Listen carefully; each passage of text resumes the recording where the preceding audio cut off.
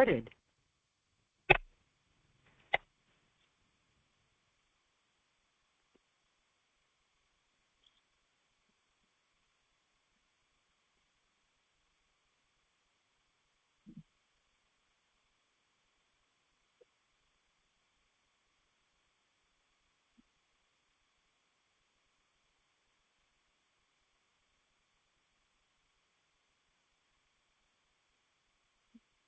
नमो लोये सौहरिहन्तानं नमो लोये सौहृदानं नमो लोये सौभागिर्यानं नमो लोये सौज्यायानं नमो लोये सौत्रिकावती सावनं ओंकारमिन्दु संयुक्त नित्यं जयन्ति योगिनः कामदमोक्षदं चैव ओंकाराय नमो नमः मङ्गलं भगवान् मङ्गलं गौतमोऽग्नि मङ्गलं कुन्कुण्डारि विजेन्द्रमोसुमङ्गलं नमः समरिसाराय स्वानुभूत्या चकास्ते चित् स्वभावाय भवाय सर्वाः विभाव नियुक्त निराकार।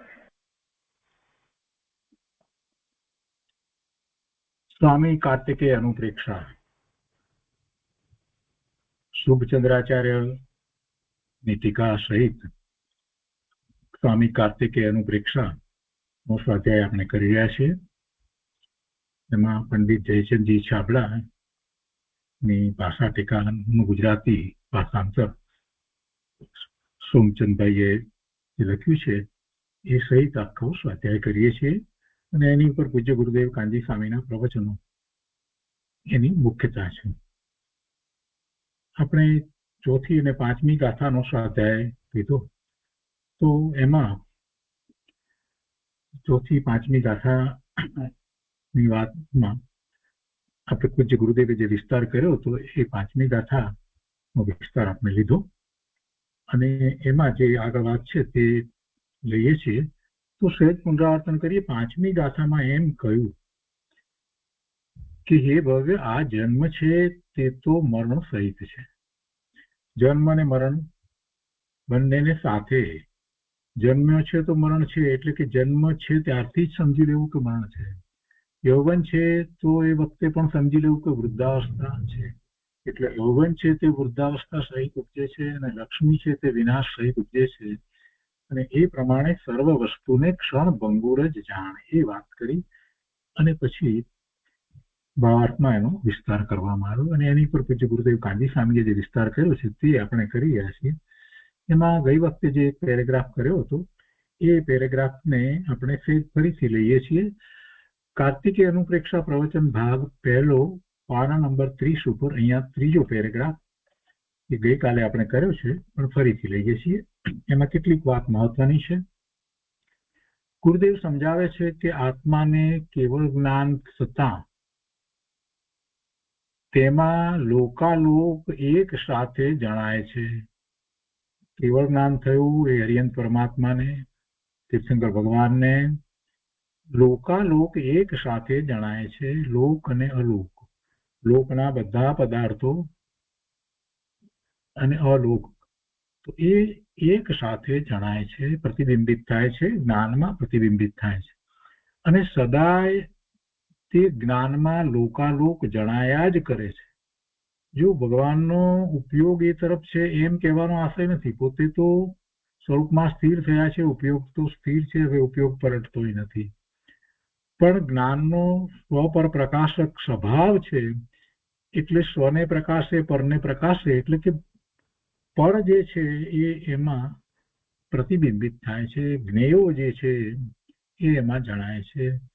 તો પર જ્ઞેયો જણાય છે. કેટલા જ્ઞેયો જણાય? તો કે જ્ઞાનને કોઈ સીમા હોતી નથી. જ્ઞેય માત્ર જણાય, જ્ઞેય માત્ર જણાય. ભૂતકાળના, વર્તમાન કાળના અને ભવિષ્યકાળના બધા જ પર્યાયો, બધા જ પદાર્થોના એમાં એક સાથે જણાય એવો જ્ઞાનનો સ્વભાવ છે. એટલે એ બધા જ્ઞેય છે. તો એ જ્ઞેયો ભગવાનના જ્ઞાનમાં પ્રતિબિંબિત થાય છે એટલે ભગવાનને જણાય છે. ગુરુદેવ કહે છે કે સદાય તે જ્ઞાનમાં લોકાલોક જણાયા જ કરે છે. જણાયા કરે છે પણ ભગવાન કઈ એનું લક્ષ્ય કરે છે, ઉપયોગી તરફ રાખે છે એવી કોઈ વાત નથી. એ લોકાલોક એમના જ્ઞાનમાં જણાયા જ કરે છે. જણાયા જ કરે છે. એટલે ત્યાં જ્ઞેય જ્ઞાયકનો નિમિત્ત નૈમિતિક સંબંધ એક સરખો રહ્યા કરે છે. એનો અર્થ શું? કે જ્ઞાન જાણે છે, જ્ઞાન જાણે છે તો સામે જ્ઞેય હોય તો જાણે એવી વાત નથી, પણ જે જ્ઞેય છે એ જ્ઞેયને જાણે. તો ભગવાનનું જ્ઞાન પૂર્ણ ઉઘાડ થયો છે એટલે કેવળ જ્ઞાન છે. તો કેવળ જ્ઞાનમાં જ્ઞેય માત્ર જણાય, જ્ઞેય માત્ર જણાય. તો જ્ઞેય છે, સામે છે તો જ જણાય એવી કોઈ વાત નથી. ભવિષ્યકાળના જે પર્યાયો જે છે અત્યારે તો સામે ઉપલબ્ધ નથી, તો પણ ભગવાનના જ્ઞાનમાં એ જ્ઞેય તરીકે જણાય છે. કેમ કે એ જ્ઞેય છે, એ જ્ઞેય તરીકે છે. એ પર્યાય વર્તમાનમાં ભલે ના હોય, એ પદાર્થની પર્યાય વર્તમાનમાં નથી, પણ એ જ્ઞેય છે, એ જ્ઞાનનો વિષય થાય છે. તો એ જ્ઞેય છે, તો એ જ્ઞેય છે એટલે જ્ઞાનમાં જણાય. એટલે બીજી રીતે કહીએ તો જ્ઞાનનું જ પરિણમન છે. એ જ્ઞેય એમાં જણાય છે એટલે કઈ એ જ્ઞેય છે માટે જણાય છે એમ નથી, પણ જ્ઞાનનો જ એવો સ્વભાવ છે કે એમાં જ્ઞેય જણાય. એ જ્ઞેય અત્યારે પર્યાય તરીકે સામે પ્રત્યક્ષ હોય કે ન હોય એની સાથે સંબંધ નથી, પણ એ જ્ઞેય છે, એ જ્ઞાનનો વિષય થઈ શકે છે એટલે જ્ઞેય. અને જે જ્ઞાનનો વિષય થઈ શકે છે એ જ્ઞાનમાં પ્રતિબિંબિત થાય. એમાં જ્ઞાન ત્યાં પહોંચે, લેવા જાય એવી કોઈ વાત નથી. એટલે એનો અર્થ શું થયો કે જ્ઞાનની જે પર્યાય થઈ, જ્ઞાનની જે પર્યાય થઈ એમાં જ્ઞેય એવું જણાય. તો જે જ્ઞાનનો સ્વભાવ છે અને જ્ઞાનની એ પર્યાય છે, તો એમાં નિમિત્ત તરીકે શું છે? નિમિત્ત તરીકે શું છે? તો કે જે જ્ઞેય, જે જ્ઞાનનો વિષય થઈ શકે છે એને એ રીતે નિમિત્ત તરીકે જ્યારે સમજીએ તો આપણને ખ્યાલ આવે કે જ્ઞેય જ્ઞાયકનો નિમિત્ત નૈમિતિક સંબંધ છે. જ્ઞેય છે એ વિષય છે એનું વર્તમાન જ્ઞાનની પર્યાયનો. ને વર્તમાન જ્ઞાનનો જેટલો ઉઘાડ છે, જે પ્રમાણે ઉઘાડ જે છે, તો એ પ્રમાણે વિચાર કરીએ તો કેવળ જ્ઞાનમાં તો પૂર્ણ ઉઘાડ છે. તો જે વિષય થઈ શકે છે જ્ઞાનનો એ બધાને જ્ઞેય કહેવાય. અને જ્ઞેય માત્ર કેવળ જ્ઞાનમાં જણાય. એ પદાર્થો છે તો એની પર્યાય જો છે તો એ પર્યાય અત્યારે ન થઈ હોય તો પણ, એવી પ્રત્યક્ષ ન હોય તો પણ એ વર્તમાન જ્ઞાનની પર્યાય જે છે, વર્તમાન જ્ઞાનની પર્યાય જે છે એનો એ વિષય થઈ શકે છે એટલે એને જ્ઞેય કહેવાયું. તો જ્ઞાન તો પોતે સ્વયં પરિણમે છે. એ પેલું જ્ઞેય જે છે જુદો પદાર્થ છે, એની પર્યાય છે, એ કાંઈ આ જ્ઞાનની પર્યાયને કરતું નથી.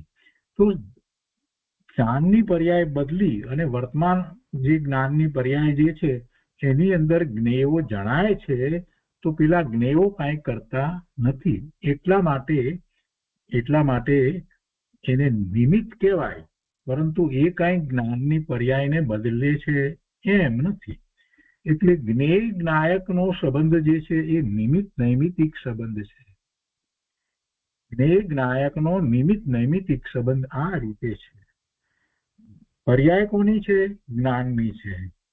જ્ઞાનની વર્તમાન પર્યાય છે, તો એ વર્તમાન પર્યાયમાં જે જ્ઞેયો જણાય છે એ જ્ઞેયો એ એમાં જણાય છે. તો એ જ્ઞાનની પર્યાય એવી રીતે થઈ, એને જાણવા વાળી પર્યાય થઈ. તો એ પર્યાય એ કોની છે? જ્ઞાનની છે.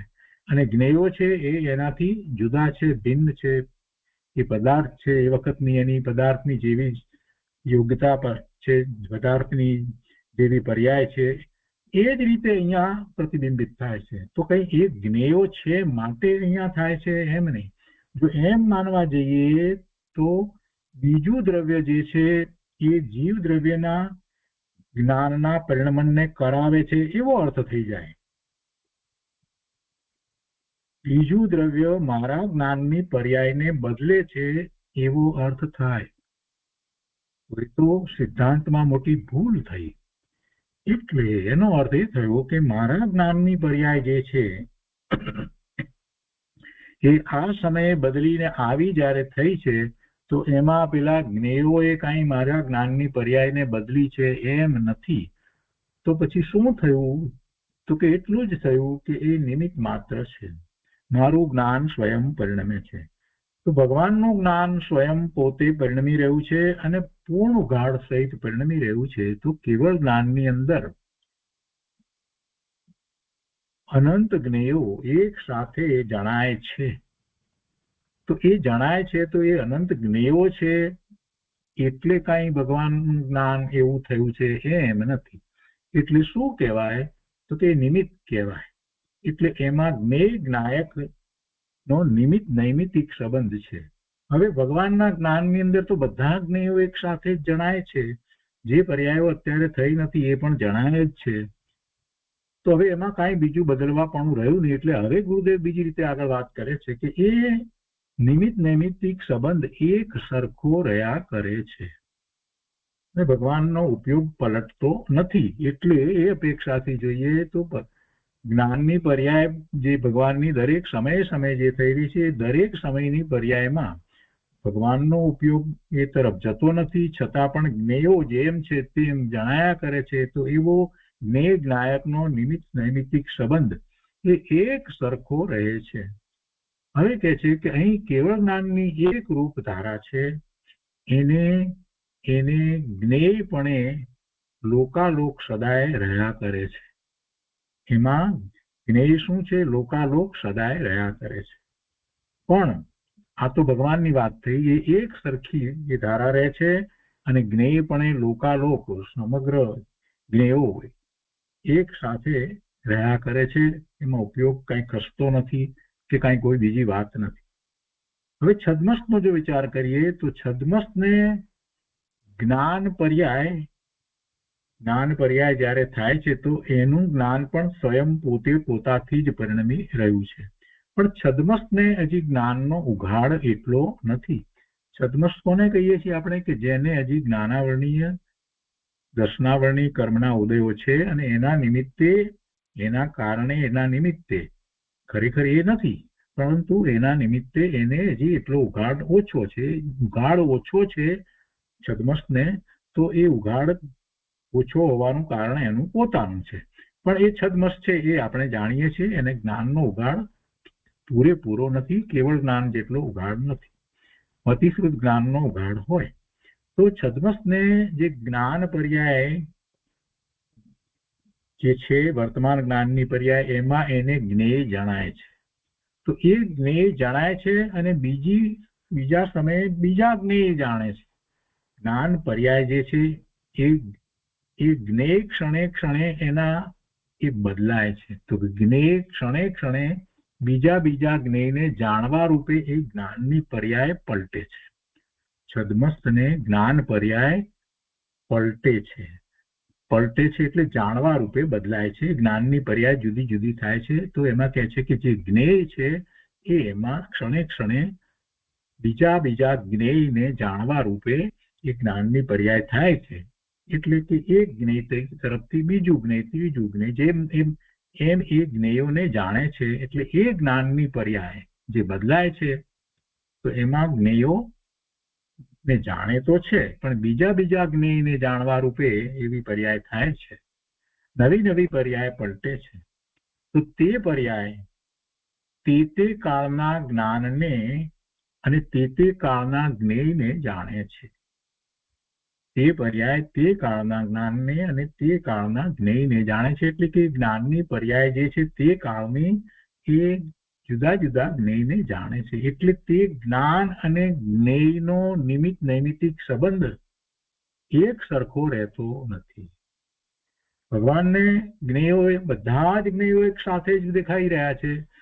એટલે એમને જ્ઞેય અને જ્ઞાનનો નિમિત્ત નૈમિત્તિક સંબંધ એક સરખો રહે છે. જ્યારે અહીંયા જ્ઞાનની પર્યાયની અંદર જ્ઞેયો બદલાય છે. એટલે છદ્મસ્તને જ્ઞાન અને જ્ઞેયનો નિમિત્ત નૈમિત્તિક સંબંધ એક સરખો રહેતો નથી.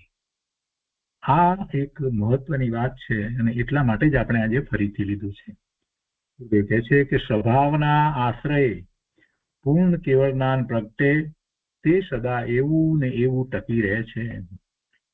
ને નીચલી દશામાં જ્ઞાન પર્યાય પ્રગતિ છે પોતાથી, જ્ઞેયોને કારણે પ્રગતિ છે એમ નથી, પણ જે જ્ઞેયો સામે છે એનું એને જ્ઞાન થાય છે, એટલે એને એમ લાગે છે કે આ જ્ઞેય છે માટે મને જણાય છે. વાસ્તવમાં જ્ઞાન જે છે એને એવી પરાધીનતા નથી, જ્ઞેયોની પરાધીનતા નથી. છદ્મસનું જ્ઞાન હોય તો પણ જ્ઞાનની પર્યાય થાય છે સ્વતંત્ર રીતે, પણ સામે જે જ્ઞેય છે તે પ્રમાણે એ થાય છે. એવો નિમિત્ત નૈમિતિક સંબંધ જે છે તો કે છે કે નીચલી દશામાં જ્ઞાન પર્યાય પ્રગતિ તે પણ પોતાથી જ છે, પેલા જ્ઞેયોએ કરાવી છે એમ નથી.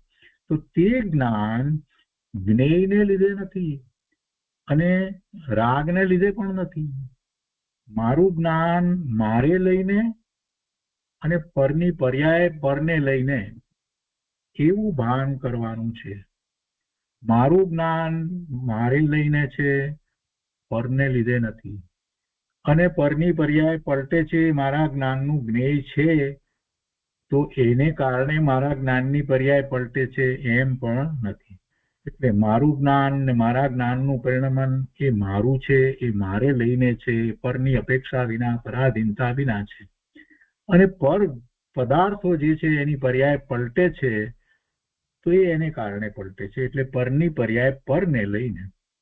અને એવું ભાન સમ્યક દ્રષ્ટિને હોય છે, અને એવું ભાન હોવાથી ધર્મીને સમ્યક દ્રષ્ટિને પર્યાયના ફેરફારે હર્ષ શોક થતા નથી, કેમ કે એ પોતાથી જુદી વસ્તુ છે, એ પલટે છે, એ મારા જ્ઞાનની પર્યાયને બદલાવી નથી શકતી, તો પછી મને શું ફેરફાર કરવાની હતી? પર પદાર્થોનું પરિણમન થવું, એની પર્યાય બદલવી, એ બધું જે છે એ મારા જ્ઞાનની પર્યાયને પણ બદલાવી શકતું નથી. તો પછી મારામાં તો એ શું કરવાનું છે? કાંઈ કરવાનું નથી. આવી વાત ગુરુદેવ સિવાય બીજે ક્યાંય આપણને મળે નહીં. કેવી મહત્વની વાત કરી છે. આખી સમ્યક દર્શન તરફ લઈ જવાની આખી વાત છે. આવી શ્રદ્ધા, સમ્યક દ્રષ્ટિને એવું ભાન હોવાથી ધર્મીને પર્યાયના ફેરફાર બીજા પદાર્થોમાં પર્યાયના ફેરફાર થાય છે, તો એ ફેરફારથી હર્ષ શોક થતા નથી. પણ સ્વભાવની ભાવના કરતા પોતાનો સ્વભાવ, અનંત ગુણનો ભવનરૂપ પોતાનો ભાવ જે છે તે પોતાનો સ્વભાવ, તો એવા સ્વભાવની ભાવના કરતા એકાગ્રતા અને સંવર વધતા જાય છે. અજ્ઞાનીને આનું કાંઈ ભાન નથી. અજ્ઞાનીને પર સંયોગને લીધે, હર્ષ શોકની માન્યતાને લીધે આશ્રવ વધતો જાય છે. આગળ લઈએ હવે. જન્મ થતા તેને સ્થિર માનીને અજ્ઞાની હર્ષ કરે છે, પણ અનિત્યતાને તે જાણતો નથી. જેનો જન્મ થયો છે એનું મરણ તો નિશ્ચિત છે જ. મરણ થતા તેનો સર્વથા નાશ માનીને અજ્ઞાની શોક કરે છે, પણ ભાઈ એ તો ઉત્પાદ અને વ્યય છે, બીજું કાંઈ નથી. નવી પર્યાયનો ઉત્પાદ અને પૂર્વની પર્યાયનો વ્યય એ તો સિદ્ધાંત છે. એટલે જન્મ થાય છે તો ત્યારે પણ જીવ ઉપજે છે, ઉત્પન્ન થતો નથી, માત્ર એ પર્યાય રૂપે ઉપજે છે. અને મરણ થાય છે તો પાછો એ પર્યાય રૂપે વીણસી અને બીજી નવી પર્યાય રૂપે એ ઉપજે છે, પણ કાંઈ જીવનો નાશ થતો નથી. ગુરુદેવ કહે છે કે પણ ભાઈ પર્યાય પલટવાનો તો જગતનો સ્વભાવ છે. કાંઈ જગતમાંથી જીવ કે અજીવ વસ્તુનો નાશ થઈ જતો નથી. અજીવનો નાશ નથી થતો, એની પર્યાય પલટે છે. કાચનો ગ્લાસ હતો ને ફૂટી ગયો તો પર્યાય પલટી છે, બીજું શું પલટે છે? એના પરમાણુ જે છે એ તો રહ્યા છે, છૂટા પડે છે. વસ્તુ કાંઈ ઉપજતી કે નાશ પામતી નથી, દ્રવ્ય કાંઈ ઉપજતું કે નાશ પામતું નથી, પણ તેની પર્યાય ઉપજે છે અને પર્યાય નાશ પામે છે.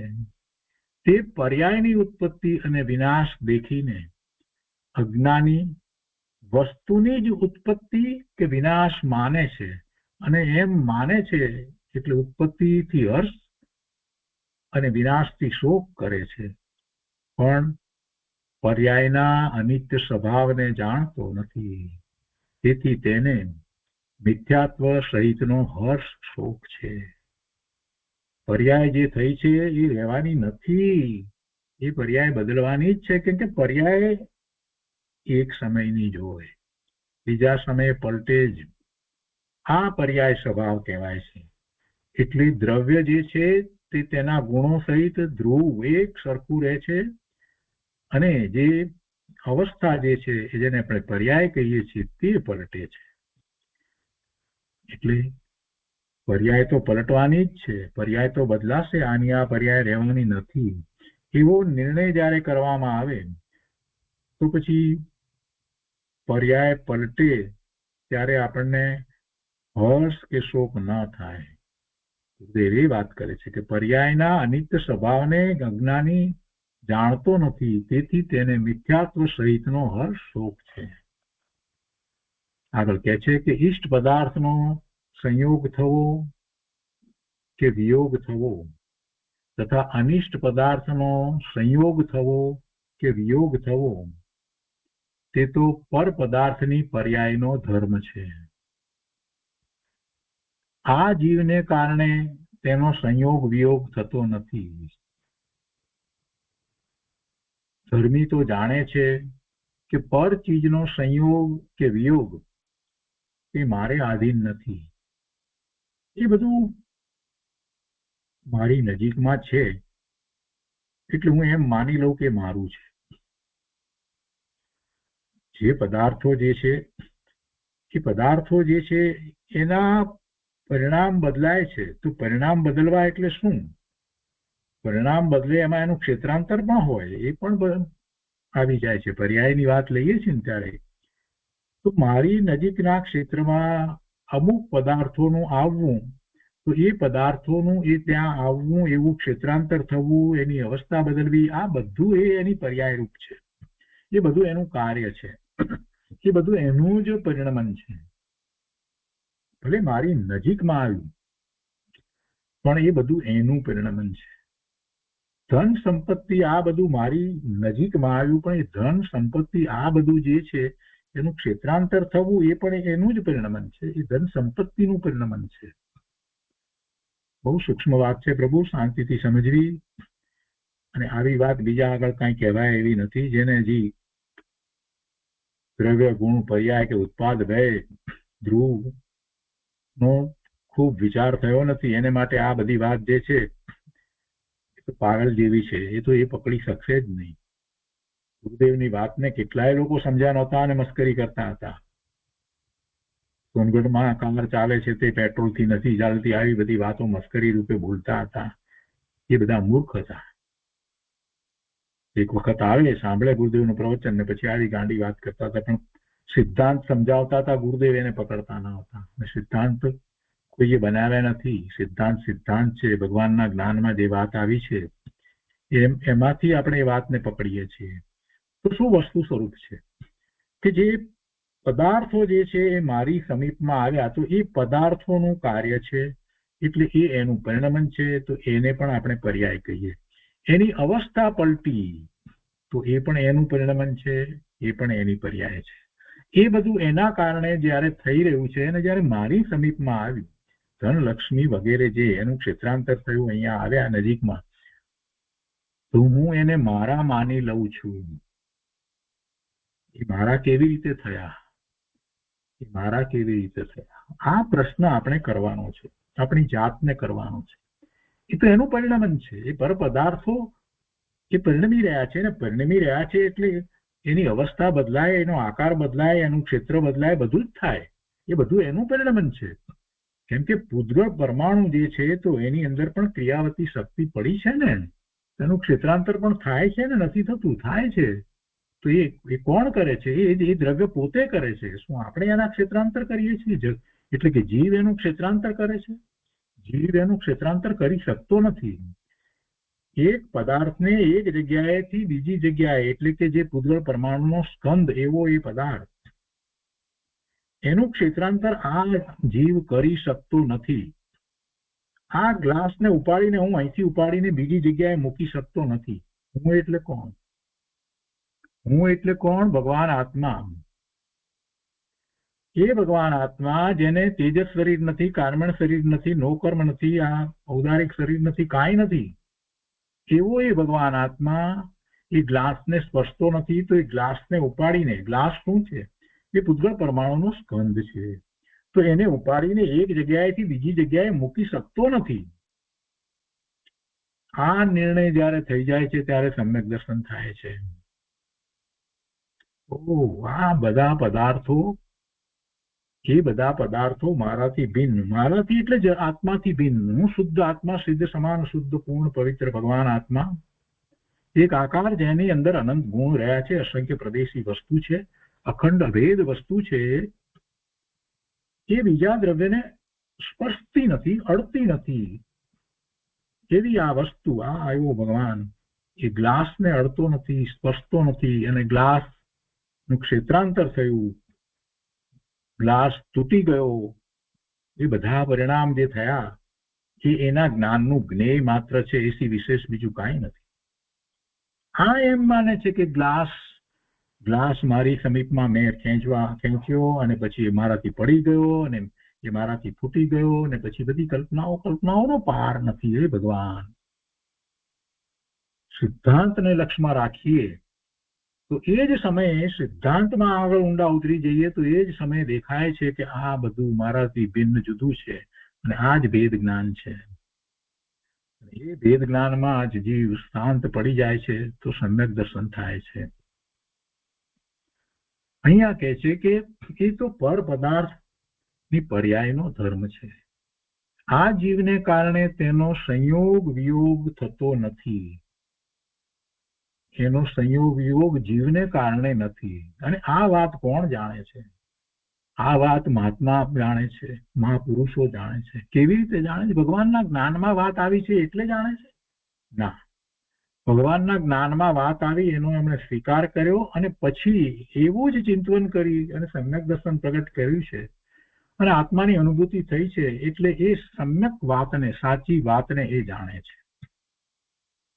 આપણે ભગવાનની વાતને હજી માત્ર માહિતી જ્ઞાન તરીકે રાખી છે, એની ઉપર ચિંતન નથી કર્યું. એટલે આપણે એ વાતને માત્ર માહિતી રૂપે જાણીએ છીએ, પણ હજી એનો સ્વીકાર કર્યો નથી. એ વાતનો જ્યારે સ્વીકાર થાય તો સમ્યક દર્શન થાય. આ જીવને કારણે સંયોગ વિયોગ થતો નથી, પર પદાર્થોનો સંયોગ વિયોગ એ આ જીવનું કાર્ય નથી, એને કારણે થતું નથી, એની એ પર્યાય નથી.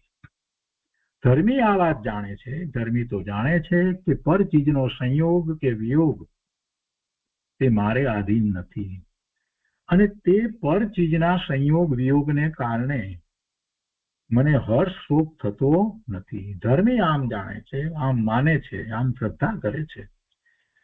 સંયોગ કે વિયોગ તે બંને ક્ષણિક પર્યાયનો ધર્મ છે. મારો ધર્મ નથી, એ પર્યાય ધર્મ છે, અને એ પેલા પદાર્થની પર્યાય છે. હું તો અસંયોગી ચૈતન્ય તત્વ છું. હું તો અસંયોગી ચૈતન્ય તત્વ છું.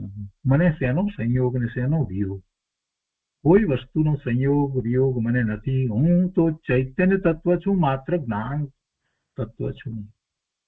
એમ નિત્ય સ્વભાવની ભાવના પૂર્વક ધર્મી જીવ સંયોગોની અનિત્યતાની ભાવના ભાવે છે.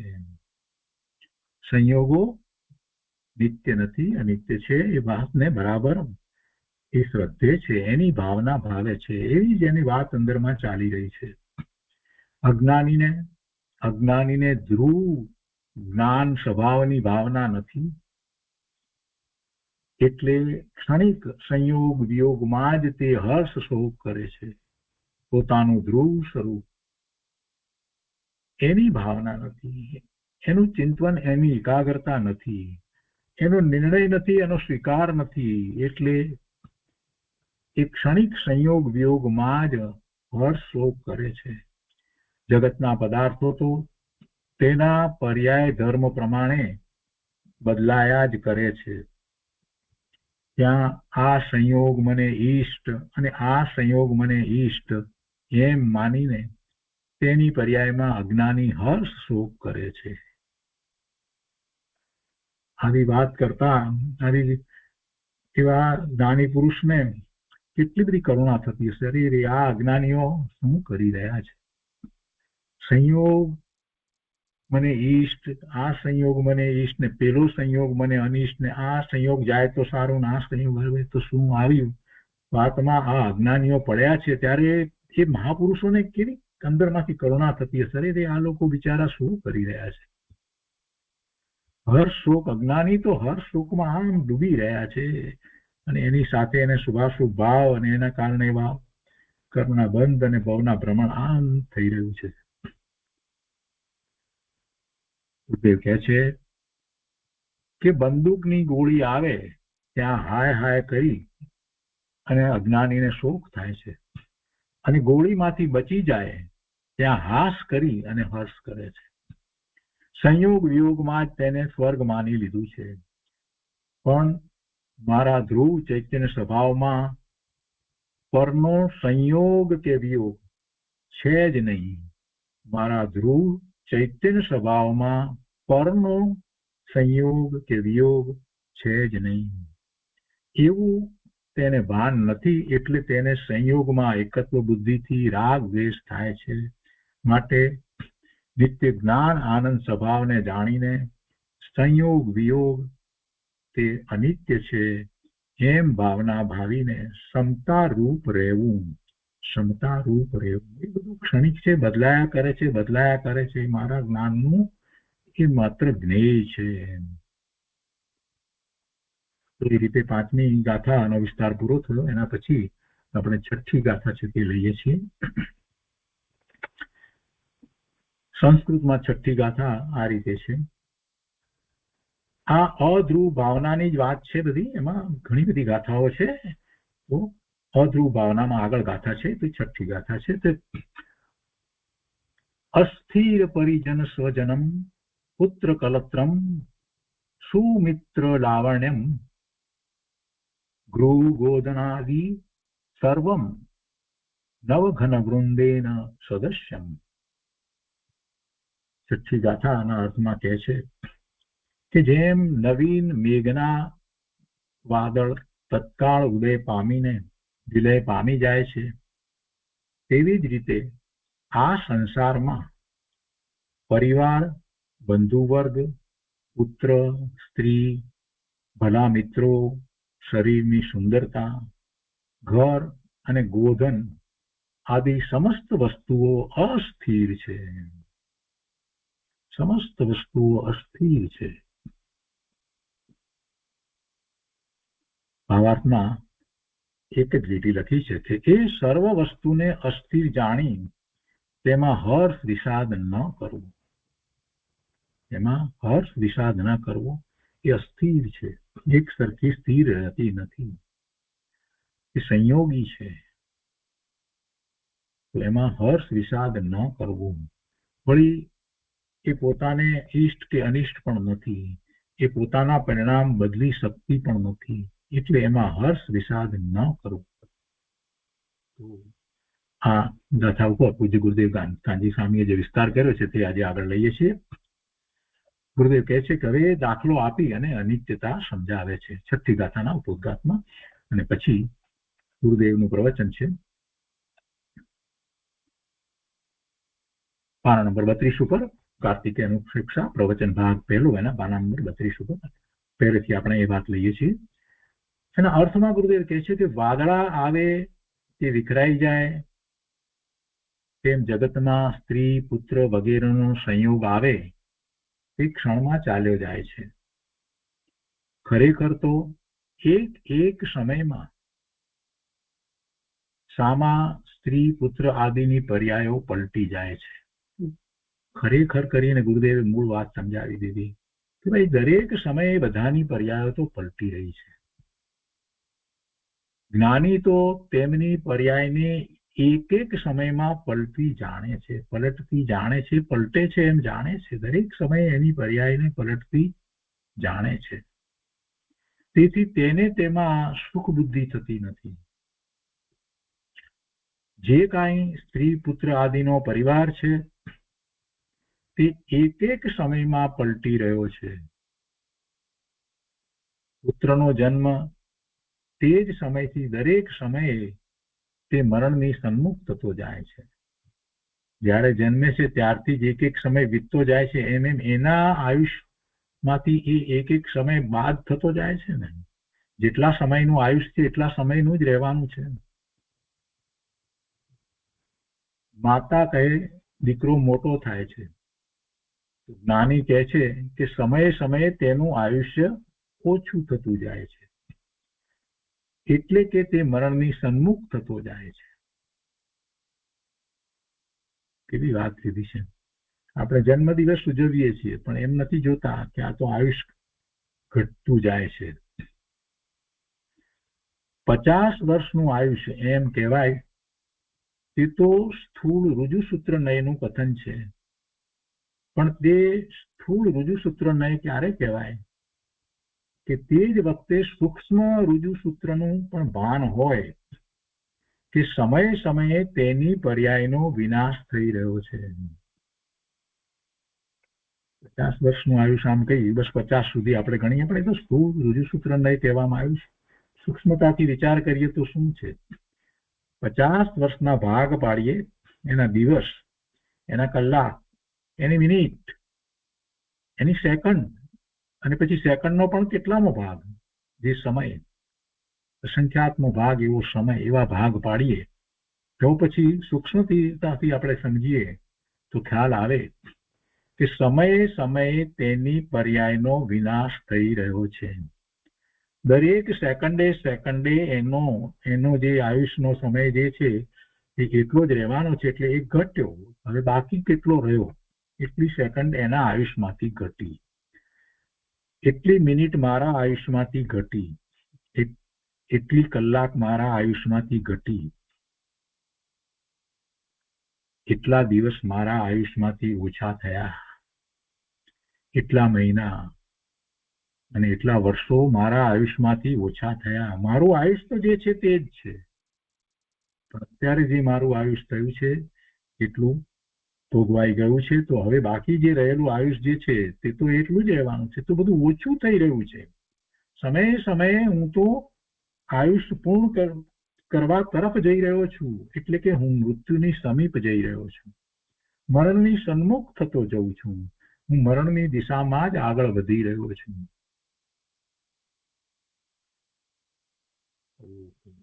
આ તો કોઈ દિવસ વિચાર જ નથી કરતા આપણે તો.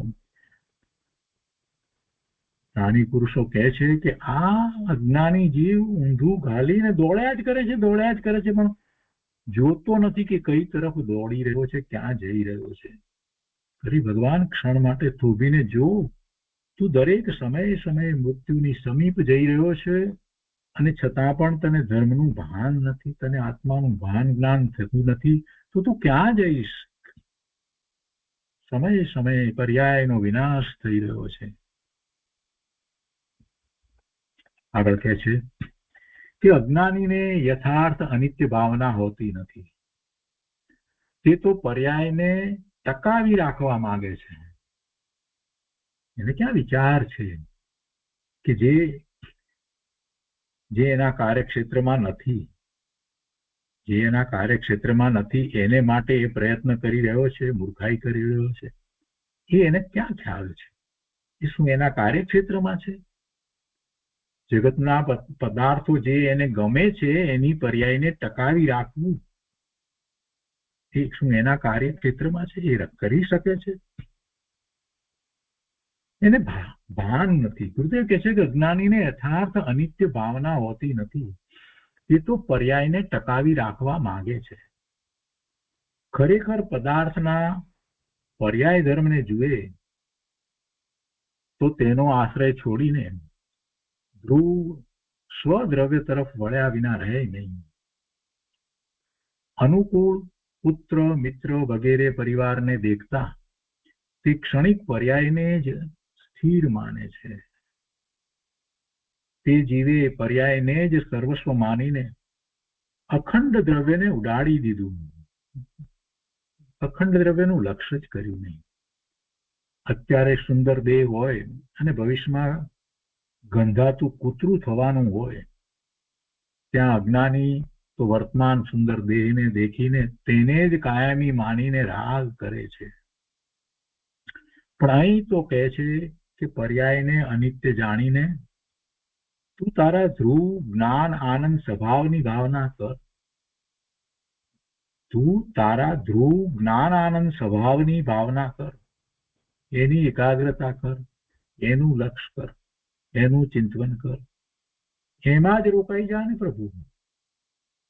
ધ્રુવ સ્વભાવની દ્રષ્ટિપૂર્વક આવી અનિત્ય વગેરે ભાવના ભાવતા ધર્મીની પર્યાયમાં ક્ષણે ક્ષણે આનંદ વધતો જાય છે.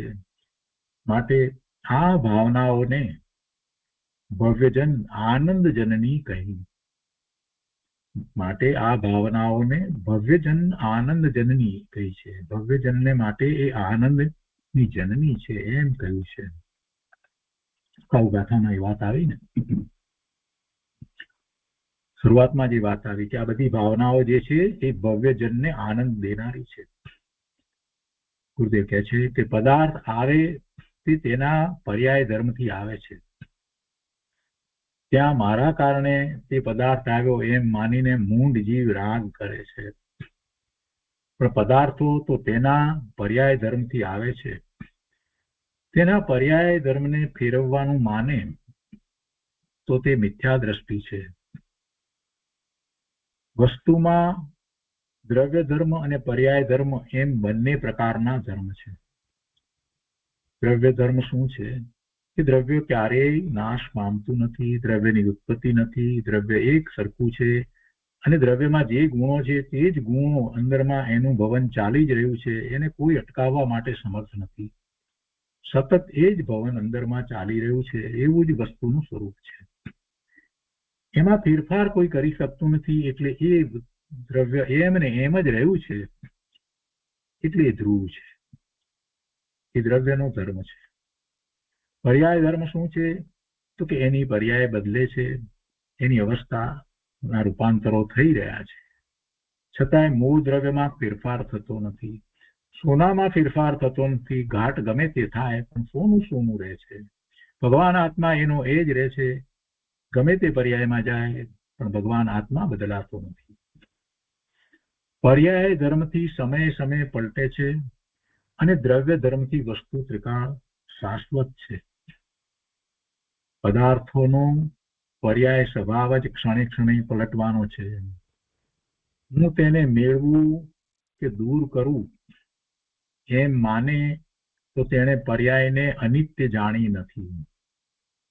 એટલે કે વસ્તુના પર્યાય ધર્મને જાણ્યો નથી. ઓહો, પદાર્થની પર્યાય ક્ષણે ક્ષણે પલટ્યા કરે એવો તેનો સ્વભાવ જ છે. તેમાં હર્ષ શોક શો?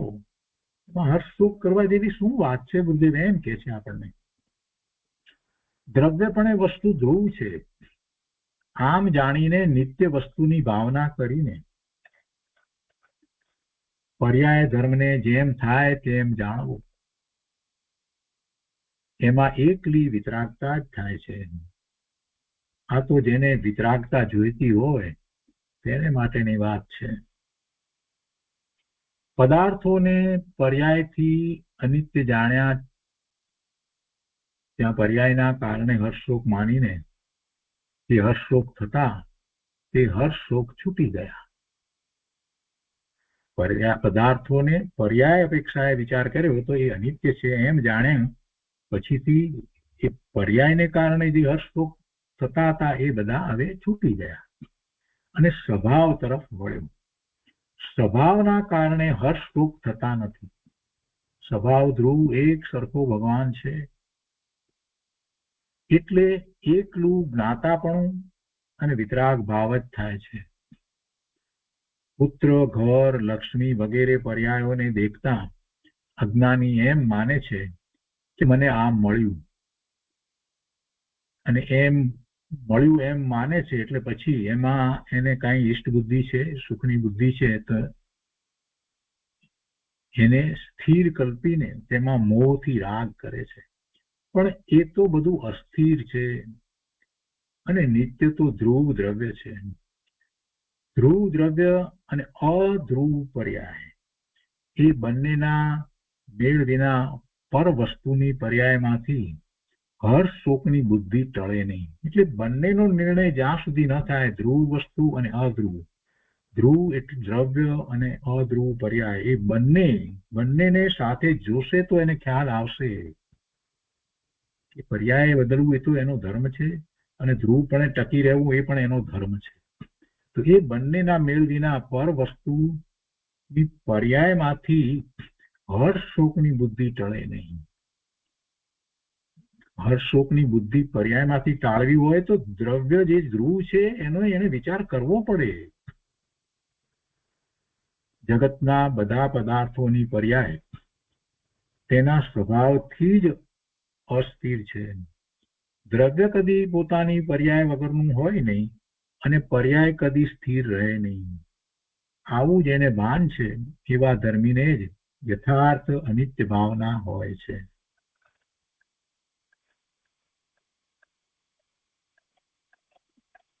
આગળ ગુરુદેવ કહે છે બીજા દિવસના પ્રવચનમાં કે 12 ભાવનામાં આ પહેલી અનિત્ય ભાવનાનું વર્ણન છે. આ અનિત્ય ભાવના કોને હોય?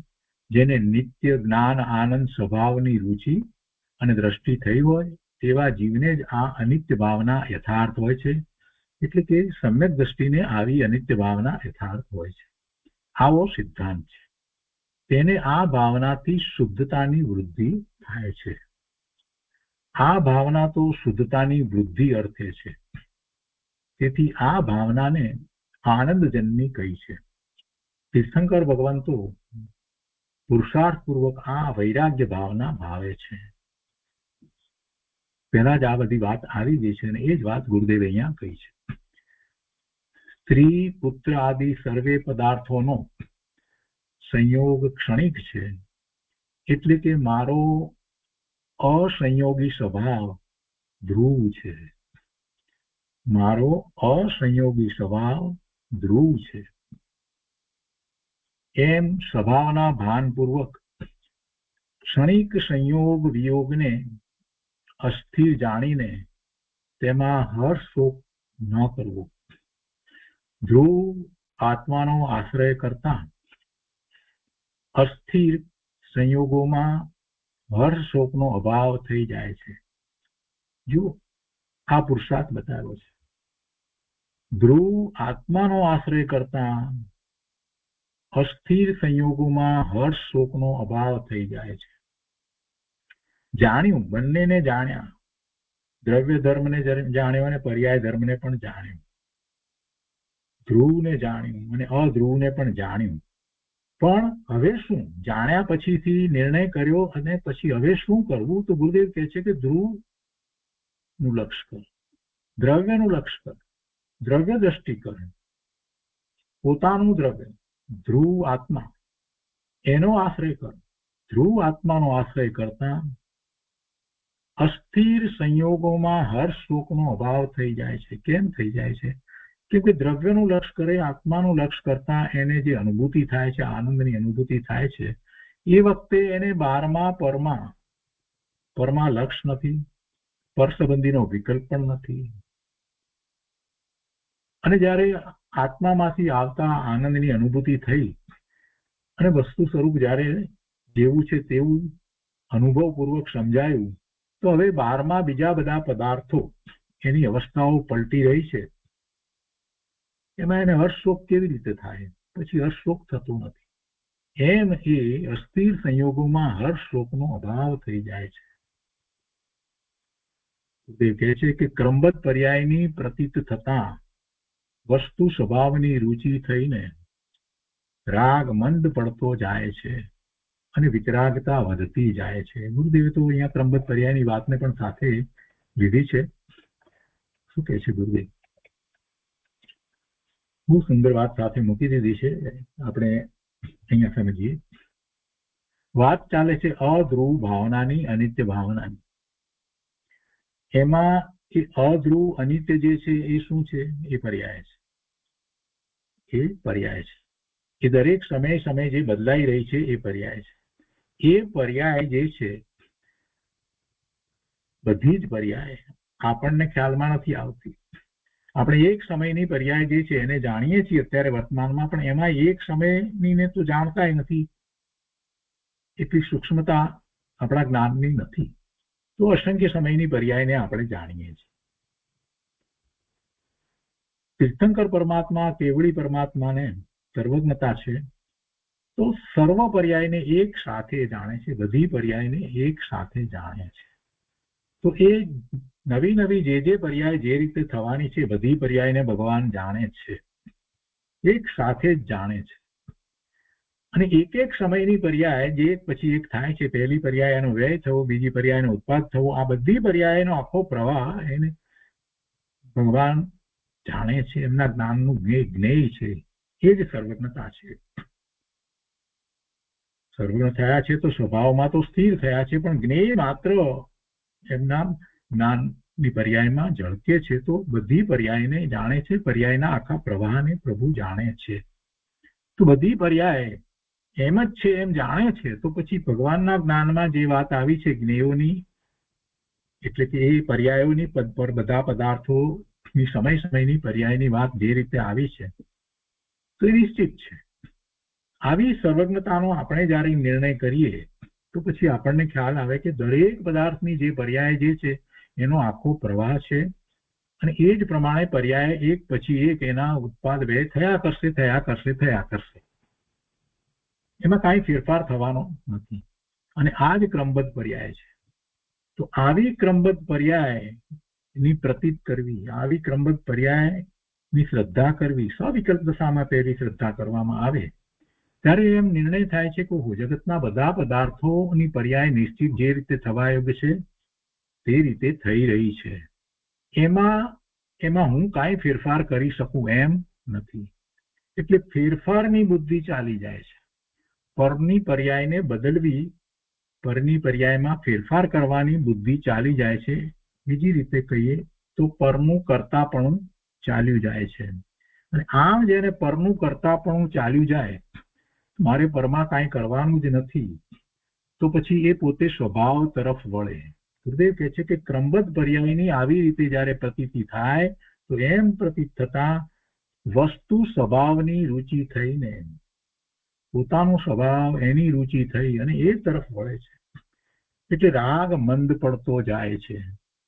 અને જ્યારે એવી સ્વભાવની રુચિ થઈ અને સ્વભાવના આશ્રય, પોતાના સ્વરૂપના આશ્રય જ્યારે એની અનુભૂતિ કરે છે તો એને વિતરાગી પરિણામ થાય છે, નિર્વિકલ્પ દશા થાય છે, સમ્યક દર્શન, સમ્યક જ્ઞાન, સમ્યક ચારિત્રના પરિણામ થાય છે, રત્નત્રયના પરિણામ થાય છે, અને એમ વિતરાગતા વધતી જાય છે.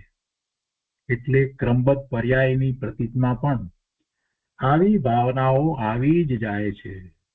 કેટલી સુંદર વાત ગુરુદેવે લીધી અહીંયા, બહુ સરસ વાત લીધી. આ બધી વાતને વારંવાર વાંચી એના ઉપર ચિંતન કરવા માટે ખૂબ ખૂબ અનુમોદના છે. આજનો સ્વાધ્યાય આપણે અહીંયા સુધી રાખીએ છીએ.